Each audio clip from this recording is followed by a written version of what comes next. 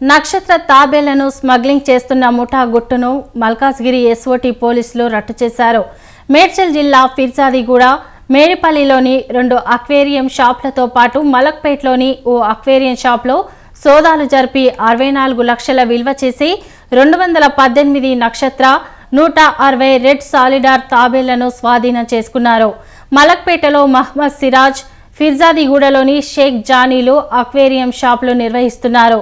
వీరిద్దరికి ఏపీకి చెందిన విజయ్ కుమార్ నక్షత్ర తాబేళ్లను అక్రమంగా పంపుతున్నాడు. వీరిద్దరూ రహస్యంగా సదరు తాబేళ్లను బ్లాక్ మార్కెట్లో అధిక రేట్లకు అమ్ముతున్నారు. విశ్వసనీయ సమాచారం మేరకు సోదాలు జరిపిన ఎస్ఓటీ పోలీసులు 2 నిందితులను అరెస్టు చేశారు. తాబేళ్లను స్వాధీనం చేసుకుని ఉప్పల్ ఫారెస్ట్ అధికారులకు అప్పగించారు. కాగా ఏపీకి చెందిన విజయ్ కుమార్ పరారీలో ఉన్నట్లు సమాచారం.